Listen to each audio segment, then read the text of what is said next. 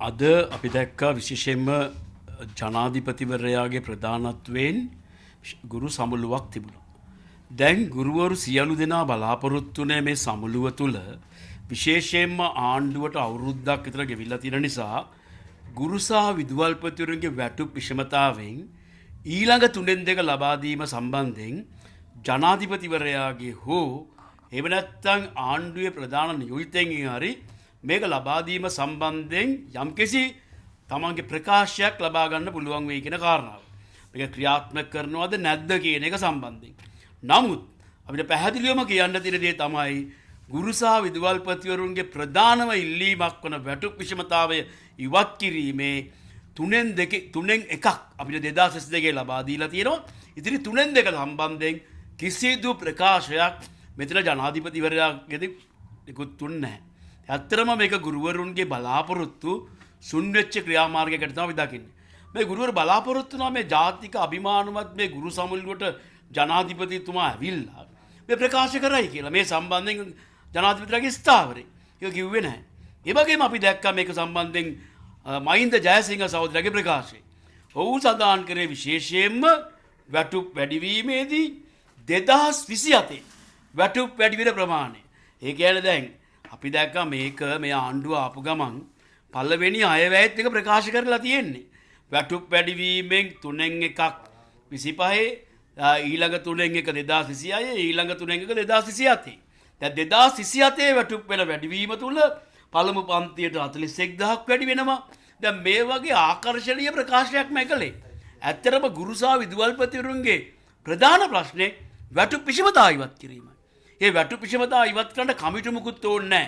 ඒ වගේ මහින්ද ජයසිංහ සහෝදරයා කරන ප්‍රකාශය තමයි මේක මේ වැටුප් විෂමතාව ඉවත් කිරීම වෙනුවෙන් ඔවුන් පත් කරලා තියෙනවලු මොකක්ද අධ්‍යාපන සභාවක් හදලා. අධ්‍යාපන සභාවක් හදලා ඒ සභාවෙන් පස්සේ කරුණු අධ්‍යයනය කරලා වැටුප් ලබා දෙන්න කටයුතු කරනවා කියලා. මොන වීලු කතාවක්ද මේක? දැනටමත් අපි දන්නවා සුබෝධනී කමිටුව කියලා කමිටුවක් පත් කරලා ඒ කමිටුවෙන් ලබා දුන්නු වැටුපක් තියෙනවා. ඒක 3-1 ඉතිරි 3-2 ලබා ගැනීම සඳහා අපි ඔක්කොම ඒකාබද්ධව වරකල ක්‍රියා ආයි කමිටුපත් කරන්න දෙයක් නැහැ. ඉතින් ඇත්තටම මේ සම්බන්ධයෙන් පැහැදිලි ස්ථාවරයක් ප්‍රකාශ නොවීම කනගාටුදායක තත්ත්වයක්. මොකද ගුරුවරු විදුහල්පතිවරු බලාපොරොත්තුනේ තමන්ගේ වැටුපේ ඉතිරි 3-2 ලබා ගන්න. පොදු රාජ්‍ය සේවය වැටුප් වැඩිවීම ගැන තමයි ජනාධිපතිවරයාත් කතා කළේ. අපි දැක්ක ජනාධිපතිවරයාගේ ප්‍රකාශ තුළ අවුරුද්දකට 11000ක් යනවා කෝටි 11000ක්. ඊළඟට දෙවෙනි අවුරුද්දෙත් කෝටි 11000ක් යනවා. තුන්වෙනි අවුරුද්දෙත් කෝටි 11000ක් යනවා කිව්වා. කෝටි 33000ක්. අපි දැක්ක පහුගිය දවස්වල කපු මහත්තයගේ ගිණුමක් තිබුණා කිව්වා කෝටි 33000ක්. හරි? එතකොට දැන් මේ රාජ්‍ය සේවයේ මේ තියෙන ගැටලු සම්බන්ධයෙන් ඇත්තටම දැන් මේක බරපතල ප්‍රශ්නයක් මේක. මොකද මේක අපි බලාපොරොත්තු වෙන දේ නෙවෙයි. ඒක නිසා මේක ඇත්තටම ලබා ගැනීම වෙනුවෙන් අපි ගුරු සහ විදුහල්පතිවරු සංවිධානය කරන වෙන විකල්පයක් නැහැ. ඒ වගේම මේ සමුළුව පැවැත්වෙන අවස්ථාවේදී ජනාධිපතිවරයාගේ ප්‍රකාශයක් තමයි මේ දුෂ්කර සේවා ගුරුවරුන්ගේ දීමනාවක් ගෙවීම. අපි නිරන්තරයෙන්ම ඉල්ලීමක් කළා දුෂ්කර සේවයේ යෙදෙන ගුරුවරුන්ට රුපියල් 15000ක දීමනාවක් ගෙවන්න කියන කතාව. හැබැයි ජනාධිපතිවරයා එක්ක දීමනාවක් ගෙවනවා කියන එක ඒක ඉලක්කම ප්‍රකාශ වුණේ නැහැ. ඒ වගේම මේ වන විට මේ සමුළුව පැවැත්වෙන විටත් අපිට පේන්න තියෙන දේ තමයි ආණ්ඩුව දුෂ්කර පාසල් සංඛ්‍යාව අවිචාරවත් ලෙස අඩු කරලා දැනට ගෙවන දීමනාව කප්පාදු කරන්න කටයුතු කරලා තියෙනවා. විශේෂයෙන් අපි දැක්ක අධ්‍යාපන අමාත්‍යාංශයේ චක්‍රලේඛයක් නිකුත් කරා විශේෂයෙන්ම පාසල් වල දුෂ්කර පාසල් වර්ගීකරණය ගැන. ඒ දුෂ්කර පාසල් වර්ගීකරණය තුල ඔවුන් සඳහන් කරේ චක්‍රලේඛයේ විශේෂයෙන්ම 1/2024 වරාන් ඇතුළත එක කියන මේ චක්‍රලේඛයේ තුල දුෂ්කර පාසල් සංඛ්‍යාව තියෙන්නේ බස්නාහිර පළාතේ අති දුෂ්කර පාසල් 7යි. දුෂ්කර පාසල් 40යි. මොකද්ද මේ වීලුව? අපි දන්නවා බස්නාහිර පළාතේ උතුරු කොළඹ, ඒ වගේම වත්තල කොට්ටාශේ, මීගමුවේ, එතකොට මිනුවන්ගොඩ ප්‍රදේශයේ, එතකොට ගම්පා කෙළවරවල් වල වැඩ කරන දුෂ්කර පාසල් ඕන තරම් තියෙනවා. නමුත් අලුත් චක්‍රලේඛයේ දුෂ්කර පාසල් 40 අති දුෂ්කර පාසල් 7යි තියෙන්නේ. එතන මධ්‍යම පළාතේ තියෙන අති දුෂ්කර පාසල් 226යි. එතකොට අපි ගත්ත ඌව පළාතේ අති දුෂ්කර පාසල් තියෙන 80යි මේ අලුත් චක්‍රලේඛේ. මොකද්ද මේ කරලා තියෙන්නේ? සම්පූර්ණයෙන්ම පාසල් සංඛ්‍යාව අවිචාරවත් ලෙස අඩු කරලා. මොකද අපි දන්නවා දැන් විශේෂයෙන් මීට කලින් නිකුත් කළ චක්‍රලේඛේ තියෙන්නේ 2006 දුෂ්කර පාසල් වර්ගීකරණය තුළ පැහැදිලිව සඳහන් නිසා 2006-43 චක්‍රලේඛේ.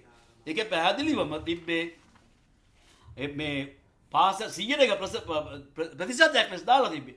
බස්නාහිර පළාතේ එතකොට දැන් අති දුෂ්කර පාසල් 105යි, දුෂ්කර පාසල් 104යි ඔබ සංඛ්‍යාවක් තිබ්බේ. මධ්‍යම පළාතේ 117යි, 107යි මේ අති දුෂ්කර පාසල්. එතකොට දැන් වෙලා තියෙන්නේ මේ දුෂ්කර පාසල් සංඛ්‍යාව සහ අති දුෂ්කර පාසල් අඩු කරාම දැනට දුෂ්කර පාසල් වලට ගෙවන රුපියල් දුෂ්කර දීමනාව 2500යි, දුෂ්කර පාසල් වලට 1500, අති දුෂ්කර පාසල් වලට 2500යි, 1500යි. මේක කොහොමවත් ප්‍රමාණවත් නැහැ. ඒතර මේ වෙනකොට මේ පාසල් සංඛ්‍යාව අවිචාරවත්ව අධ්‍යාපන අමාත්‍යාංශය අඩු කරලා තියෙනවා. අඩු කරලා ලැබෙන දීමනාව කප්පාදු කරලා. ඒතර එහෙම තියෙද්දි ජනාධිපතිවරයා මේ දීමනාව වැඩි කරාට මේ අධ්‍යාපන අමාත්‍යාංශය මේ වසරේ මේ ආණ්ඩුව ආවට පස්සේ මේ කප්පාදු කිරීම අපි ඇත්තටම අනුමත කරන්නේ මේක නැවත සලකා බැලිය යුතුයි කියලා අපි සඳහන් කරන කාරණාව. ඒ වගේම අපි දන්නවා දැන් විශේෂයෙන්ම ජනාධිපතිවරයාගේ ප්‍රකාශ තුල තිබුණා මේ පාසල් විචාරවත් කිරීම කියන කාරණාව. ඒ ළමයි 50 අඩු පාසල් 118ක් තියෙනවා කිව්වා. දැන් නිරන්තරයෙන්ම ජනාධිපතිවරයා කර ප්‍රකාශයක අපි දන්නවා 50 අඩු පාසල් 1500 ගානක් තියෙනවා. මේක වහන්න දැනටමත් සැලසුම් කරලා තියෙනවා. ඉතින් මේක සම්බන්ධයෙන් හැබැයි පාසල් විචාරවත් කරන්න ඕනේ කියලා ප්‍රකාශ කරලාට මෙතනදී පාසල් වහන කතාව කිව්වේ නෑ. නමුත් පාසල් වහන්න මේ වෙනට චක්‍රලේඛයක් මුත් කරලා තියෙනවා අධ්‍යාපන අමාත්‍යාංශය. ඒ චක්‍රලේඛය කියන්නේ මොකක්ද? කිලෝමීටර් 5ක සීමාවක් තුල තියෙන මේ පාසල් වහන්න. එතකොට දැන් ජාතික ජනබලවේගයේ මැතිවරණ පොරොන්දුවේ තියෙන්නේ කිලෝමීටර් 3ක් තුල ඔද පාසලක් හදනවා කියලා. එතකොට අධ්‍යාපන අමාත්‍යාංශය නිකුත් කරපු චක්‍රලේඛයේ තියෙන කිලෝමීටර් 5ක්. එතකොට දැන් මේ ආණ්ඩුවේ මේක තියෙන්නේ. එතකොට මේක සම්පූර්ණයෙන්ම බරපතල අනතුරුදායක ක්‍රියාවක්. මේ රටේ දුෂ්කර පාසල් දුෂ්කර ඒ වගේම දැන් ළමයි 50 අඩු පාසල් විශේෂයෙන්ම ඒ දරුවන්ට යන්න විකල්පයක් නැහැ. අවිචාරවත්ව දැන් පාසල් වහන්න පටන් අරන් තියෙන්නේ. ඒක නිසා අපි ආණ්ඩුවට කියනවා මේ ක්‍රියාව තව දුරටත් කියාගෙන යන්න නැතුව මේක සම්බන්ධයෙන් යම්කිසි විචාරවත් වීමක් වෙන්න ඕනේ කියන කාරණාව. ඒ වගේම ජනාධිපතිතුමාගේ ප්‍රකාශය පැහැදිලිව කියනවා දෙමව්පියෙක් පාසලට දරුවා එක වසරට ඇතුළත් කරන්නේ බලාපොරොත්තු සහිතව. ඒක නිසා මේ බලාපොරොත්තු මල්පල ගන්නවන්න ඕනේ කියලා. හැබැයි ලබන අවුරුද්ද එක වසරට ළමයි ඇතුළත් කිරීමේදී මල්පල ගන්නවන්න පුළුවන්ද? මේ කියන ප්‍රතිසංස්කරණ කිසිදු සාකච්ඡාවකින් සිදු කරපු ප්‍රතිසංස්කරණයක් නෙමෙයි. මේ අධ්‍යාපන අමාත්‍යාංශය දැන්ටමත් නිවේදනය නිකුත් කරලා තිනවා ලබන අවුරුද්දේ එක වසරටයි 6 වසරටයි පෙළ පොත් දෙන්නේ නැහැ. එතකොට ඒගොල්ලෝ ගේන්නේ මොකද්ද? මොඩියුල. අපි දන්නේ දේ මොකද්ද? මොඩියුල අදලා තියෙන්නේ මාස 3කට. තවමත් අනිත්‍යව හදලත් නැහැ. එතකොට මේ අධ්‍යාපන ප්‍රතිසංස්කරණ ක්‍රියාවලිය සාකච්ඡාවකින් තොරව සිදුවන ක්‍රියාවලිය. ඒ වගේම මේක ගෝඨාභය රාජපක්ෂ ජනාධිපතිතුමාගේ ආණ්ඩුව කාලේ අධ්‍යාපන රාජ්‍ය ලේකම්වරයෙක් හිටපු ආචාර්ය උපාලි සේදරත්ව ප්‍රතිසංස්කරණ ක්‍රියාවලිය. ඒක ඒගොල්ලෝ ක්‍රියාත්මක කරේ නැහැ. ඒගොල්ලෝ එහෙනම් මේ ප්‍රතිසංස්කරණ ක්‍රියාවලිය තුල දෙමව්පියන්ගේ බලාපොරොත්තු මල්පල ගැන්වෙනවා නම් ඒ ප්‍රතිසංස්කරණ ගෙනාවු ගෝඨාභය රාජපක්ෂ ජනාධිපතිවරයාගේ රාජ්‍යව ක්‍රියාත්මක කරන්න තිබ්බනේ. ඒක කෙරුන්නේ නැහැ. ඒක නිසා මේවා බලාපොරොත්තු සාගත ක්‍රියාමාර්ගයට දකින්න දෙපා කියන කාරණාව තමයි අපි ජනාධිපතිවරයාට කියන්නේ. අද ගුරුවරුන්ගේ ස්ථානමාරු සම්බන්ධයෙන් බරපතල අර්බුදයක් රට පුරා ඇතිලා තියෙන්නේ. යාපනයේ සිට මුළු ලංකාවෙම යාපනයේ දින 3ක් ගුරුවරු අරගල කරා එක දිගට මේ ස්ථානමාරු ක්‍රියාවලියේ තියෙන දෝෂයිත භාවය පිළිබඳව. රට පුරා මේ ගුරුවරු ස්ථානමාරු කර බරපතල අර්බුදයක් කියලා දිනවා. ජාතික පාසල් 10,000කට ගුරුවරු ස්ථානමාරු ඉල්ලුම් පත්‍ර ඉදිරිපත් කරලා තිනවා. ඒ තවමත් මාරු මණ්ඩල පටන් ගන්න. පටන් ගන්න ගිය මාරු මණ්ඩලේ නැවතුවා. ඇයි?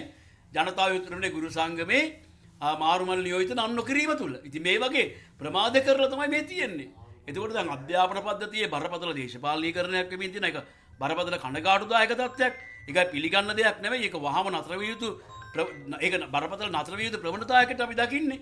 ඒක නිසා අපි පැහැදිලිවම කියන්නේ අධ්‍යාපනයේ සියලු ප්‍රශ්න වලට මොකක්ද ගන්න විසඳුම කියන කාරණාව වෙනුවට ආණ්ඩුව දැනට තියෙන කාරණා තමයි කිව්වේ. වැටුප සම්බන්ධයෙන් කිව්වේ ආණ්ඩුව පඩි වැඩි කරා. ඔක අපිට කලින් කිව්වා චක්‍රලේඛ නිකුත් කරලා තියෙන්නේ.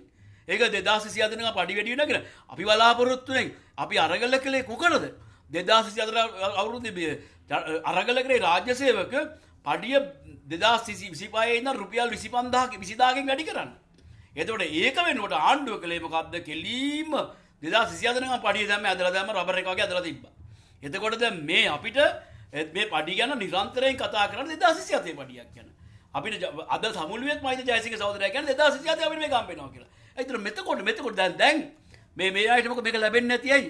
බලාපොරොත්තු වෙන්නගෙන ඉස්සරහට යාම වෙනුවට දැනට තියෙන ප්‍රශ්න වලට දැන් විසඳුම් ගන්න ඕනේ කියලා තමයි අපි ආණ්ඩුවට බල කරලා කියන්නේ.